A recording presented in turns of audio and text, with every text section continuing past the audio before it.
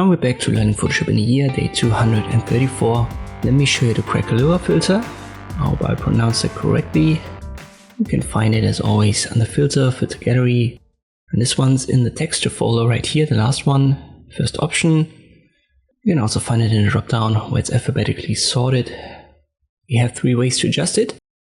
And I think it's pretty straightforward. First up, we've got the crack spacing. So this simply controls the distance between the cracks. Low values will make them tightly packed, higher values will spread them further apart. Crack depth, this determines how deep, you could almost say pronounced, these cracks are. So lower values will give you, let's say, shallow and subtle cracks, and higher values will give you darker, deeper ones. So it's basically a contrast adjustment.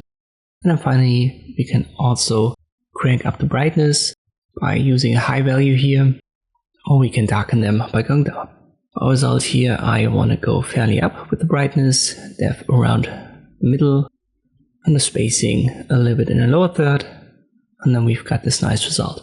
And this is how you can use the Craquelure filter in Photoshop. Hope this video was helpful, thank you for watching, and I'll see you next time.